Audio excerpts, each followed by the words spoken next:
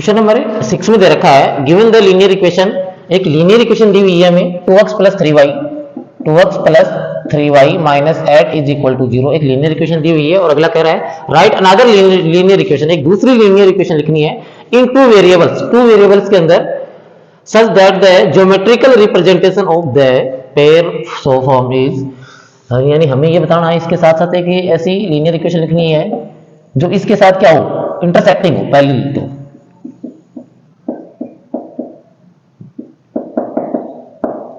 Intersecting, यानी इस equation के साथ हमें एक इक्वेशन तो ऐसी लिखनी है जो इसके साथ क्या हो, इंटरसेक्ट करे। तो इंटरसेक्टिंग के लिए अपन ने एक केस पढ़ा था, वो क्या था, a1 upon a2 not equal to b1 upon b2 is equal to c1 upon c2, ऐसा हमने पढ़ा था पहले। अब हम क्या करेंगे, इसी इक्वेशन के साथ में एक इंटरसेक्टिंग इक्वेशन लिखूंगा। देखो 2x plus 3y minus 8 is equal to 0। ध्यान रखें जब भी किसी इक्वेशन का इंटरसेक्टिंग इक्वेशन लिखनी है उसके साथ वाली, तो क्या करना है, x और y की जो कोफिशिएंट है उनको इंटरचेंज कर देना है। यानी x का कोफिशिएंट है वो y की जगह लिख देंगे और y का क्या बन जाएगा, y वाला कोफिशिएंट x की जगह लिख देंगे, जिससे क्या होगा, आसानी से हमें इक्वेशन मिल जाएगी। बाकी आपकी मर्जी है, आप चाहो तो a2 b2 की वैल्यू इस तरीके से रखनी है कि दोनों का जो रेशियो सेम नहीं आए।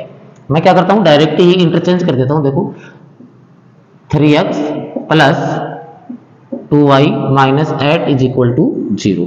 आप चाहो तो इनका रेशियो निकाल के भी देख सकते हो, ये दोनों एक दूसरे को इंटरसेक्ट करती हैं। देखो निकालते हैं, a1 कितना, a1 a2 2/3, b1 b2 3/2, दोनों इक्वल नहीं, और लास्ट वाला है c1 upon c2 minus 8 upon minus 8, ये इक्वल हो, हमें कोई फर्क नहीं पड़ेगा। हमारे अनुसार इंटरसेक्टिंग लाइंस वो होती हैं जिनका a1 upon a2 not equal to b1 upon b2 का रेशियो क्या नहीं होना चाहिए, सेम नहीं होना चाहिए। इसका मतलब ये दोनों लाइन क्या नहीं है, एक दूसरे को इंटरसेक्ट नहीं करती हैं। देखो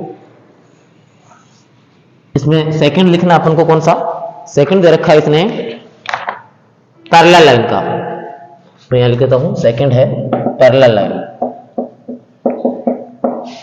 पैरेलल लाइन। पैरेलल लाइन के लिए अपन ने क्या पढ़ा था, पैरेलल लाइन के लिए हमने ये देखा था कि a1 upon a2 is equal to b1 upon b2 not equal to c1 upon c2, यानी दोनों का रेशियो क्या होना चाहिए, सेम होना चाहिए, लास्ट वाले का रेशियो सेम नहीं होना चाहिए। देखो अपने पास इक्वेशन दी है 2x plus 3y minus 8 is equal to 0।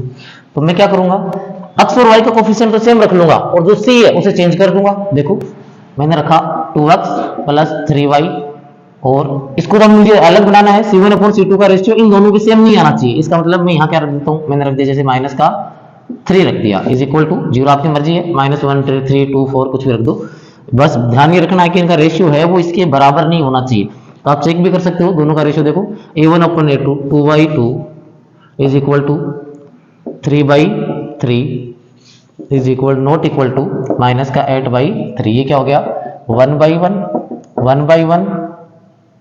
और नॉट इक्वल टू 8/3। देखो ये एक दूसरे के क्या है, पैरेलल लाइन है। पैरेलल लाइन के लिए ये केस में पढ़ा था, इसका मतलब आसानी से पता चल गया कि ये लाइनें क्या है, ये और ये लाइन आपस में एक जो गिवन लाइन है और जो अपने नई इक्वेशन बनाई है, ये दोनों एक दूसरे के पैरेलल नहीं है। थर्ड केस था अपना, इसमें मैं हटा देता हूं, ये समझाने के लिए था, केवल अपना काम इतना ही था। थर्ड वाला यही बना लेते हैं। थर्ड वाला है, कौन सी लाइन कह रखा है अगले ने, थर्ड वाले में बोला है कोइंसिडेंट लाइन।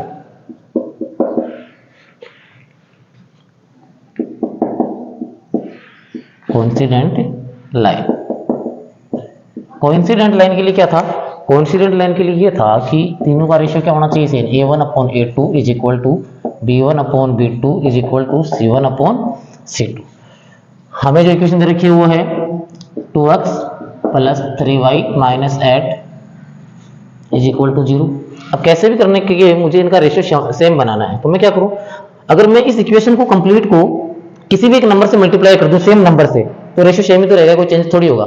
देखो जैसे मैं लिख दूं, मैंने इसको 2 से मल्टीप्लाई कर दिया, देखो ये तो हो गया 4x प्लस ये हो गया 6y, ये कितना हो गया माइनस का 16 इज इक्वल टू 0। अब रेशियो निकालो, देखो 2/4 is equal to 3/6 is equal to minus का 8 माइनस का 16, a1 upon a2 b1 upon b2 और c1 अपॉन c2 काटो, 1/2 1/2 और ये भी 1/2। देखो तीनों सेम आ रहा है, इसका मतलब ये वाली जो इक्वेशन है वो इस इक्वेशन के क्या है, कोइंसिडेंटिंग है।